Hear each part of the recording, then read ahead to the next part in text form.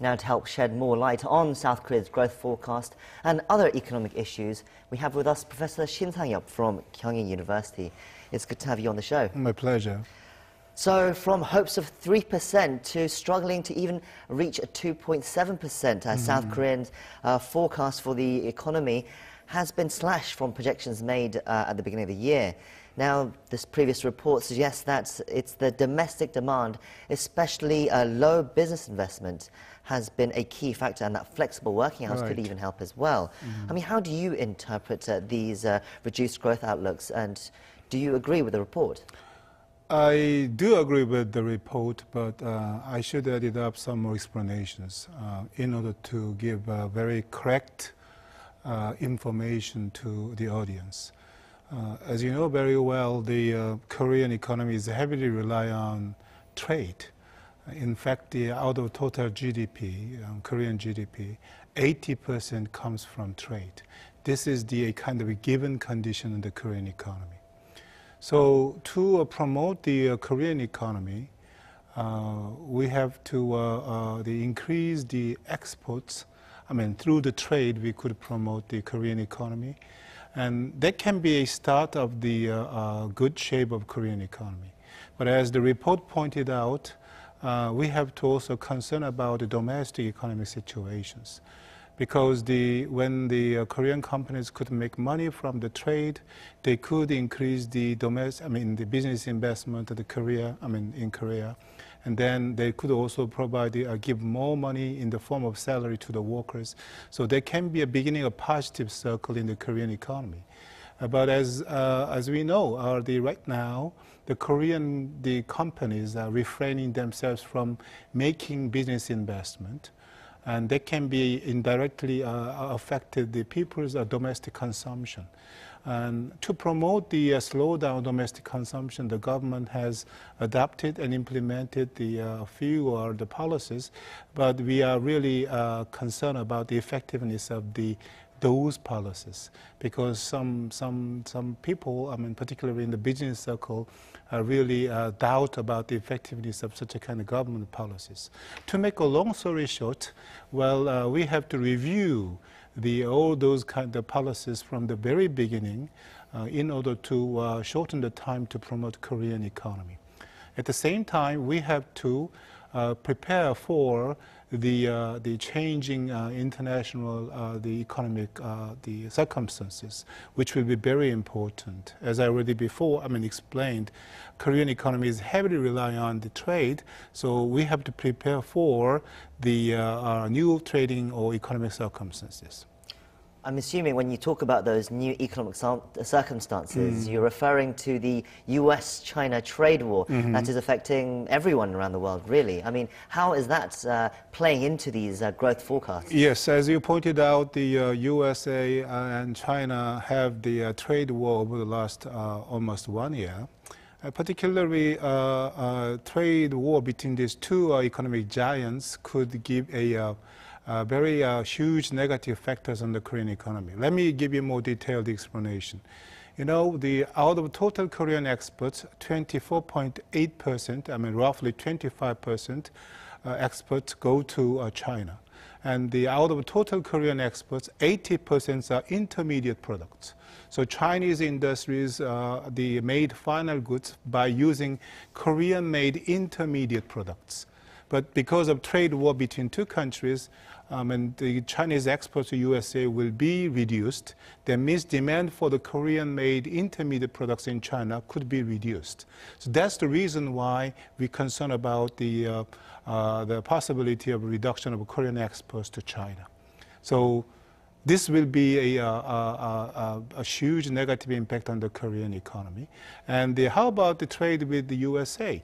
USA government has taken very protectionist trade the policy against Korea as well. They decide to impose 25% tariffs on Korean-made steel and aluminum products. Well, it can be a direct it will affect the Korean exports to USA. So because of trade war between two countries, USA and China, Korean economy, particularly exports, will be affected directly. You're talking a lot about exports here, but actually this year South Korea has seen very good figures in the exports. We've seen some almost like record numbers actually for our exports.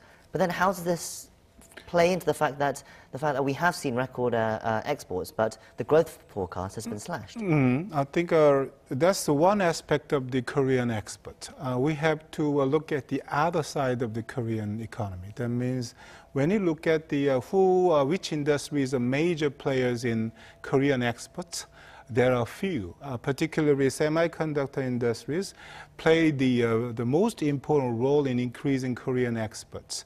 Let me give you some data. Well, in fact, the export of the Korean semiconductors accounted for 17% out of total Korean exports in 2017. And in 2018, as of the end of September, the semiconductor export accounted for 21% of the Korean total exports. What does it mean?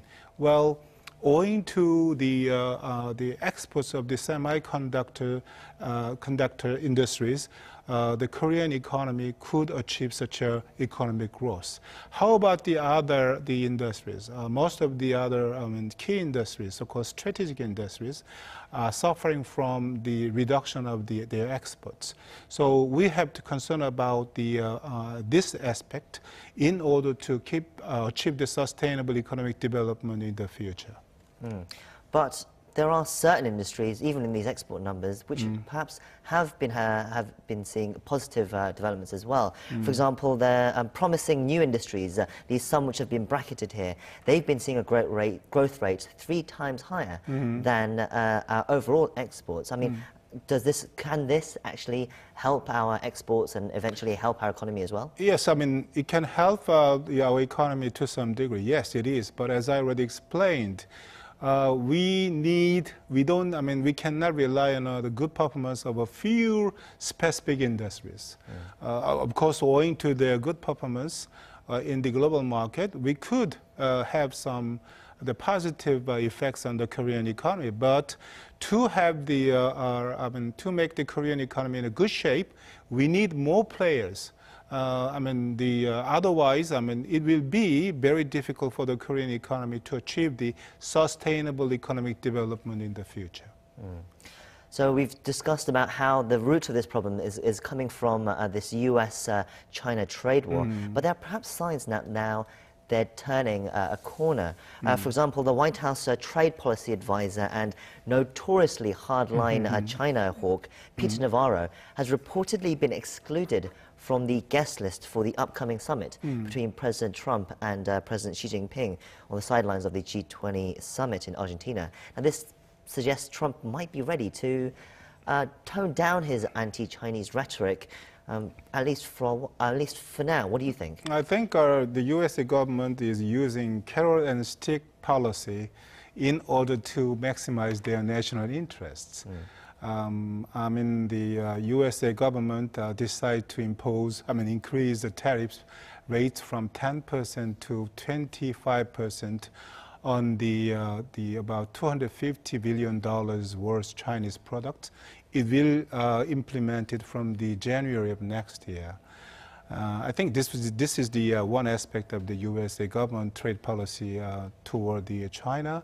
But the point which I want to underline is that, China is a very important trading partner for USA, and USA is very important trading partner for China.